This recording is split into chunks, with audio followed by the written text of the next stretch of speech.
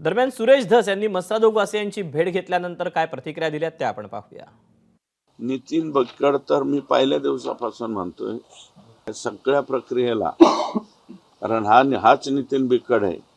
यांनी धनंजय मुंडेंच्या निवासस्थानी बैठक केलेली, याच नितीन बिक्कडनी तांबोळी आणि शुक्ला यांना घेऊन जाऊन निवासस्थानी सुद्धा बैठक केलेली, शासकीय निवासस्थानी। मग हा आरोपी कसं काय होत नाही? आणि परत आरोपी ज्यावेळेस इथून गेले वाशीवरून, आरोपी फरार करण्यामध्ये सुद्धा नितीन बिक्कडचा वाटा हा सगळ्यात मोठा आहे। सदरील घटना घडल्यानंतर संतोष देशमुख यांचे पार्थिव शिवारातून उचलल्यानंतर ते शासकीय रुग्णालय केजकडे घेऊन जाणे अपेक्षित असताना PSI राजेश पाटील यांनी ही गाडी कळंबच्या दिशेने वळवली। तर ती सुद्धा आमच्या ग्रामस्थांनीच पाहिलेली। आता इथं कोणीतरी जे पाठीमागच्या गाडीत होते याची चौकशी, कारण मागची गाडी बघितल्यावर त्यांनी गाडी वळवली। जे कोणी मदत करणारे आहेत यांना, आरोपींना, हे सगळेचे सगळे जेल प्रशासनामधले लोक निलंबित झाले पाहिजे।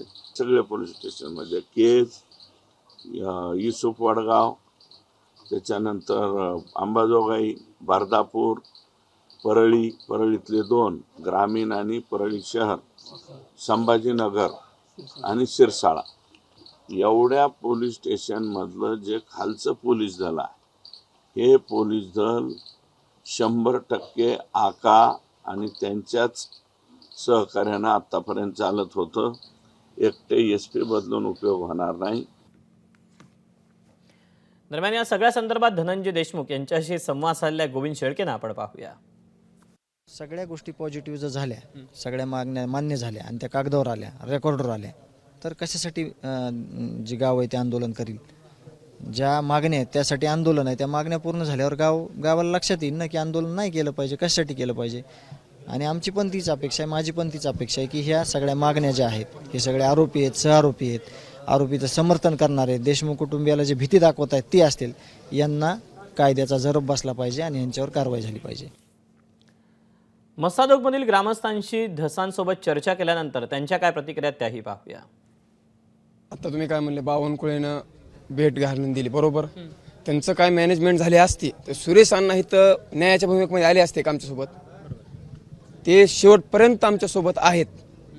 जोवर आरोपीला फाशी भेटत नाही तोपर्यंत सुरेश अण्णा आमच्यासोबत राहणार आहेत। आम्हाला 100% ना 1000% विश्वास आहे। 100% आम्ही 25 तारखेच्या उपोषणावर ठाम आहेत। आमचा अण्णावर 100% विश्वास आहे, जरांगे दादावर 100% विश्वास आहे आणि आमच्या गावावर सुद्धा आमचा 100% विश्वास आहे। यातला एकही माणूस कमी होणार नाही। सगळे आमचा विश्वास अण्णावर आहे, आमचा विश्वास पूर्ण अण्णावर आहे। मी एकटाच नाही, आमचं पूर्ण गाव त्यांच्या पाठीशी आहे। आमचा पूर्ण विश्वास अण्णावर आहे। अण्णाविषयी आम्ही काही बोलू शकत नाही। प्रदेशाध्यक्ष बावनकुळे साहेब एवढ्या मोठ्या पदावर आहेत, त्यांच्याकडून अशी अपेक्षा आम्हाला नाही आहे। हे सेटलमेंट करण्याचा मुद्दाच नाही आहे मुळात। त्यात भेट घालून देऊन ते काय साध्य करणार होते हे आम्हाला खूप मोठा प्रश्न पडलेला आहे या ठिकाणी। आणि अण्णा सुरुवातपासून समजा आमच्या मस्सादोगच्या पाठीमागे एकदम गंभीरपणे उभा आहेत आणि आमच्या गावची देशमुख कुटुंबाची एकच मागणी की आम्हाला न्याय भेटला पाहिजे। ABP माझा, उघडा डोळे बघा नीट।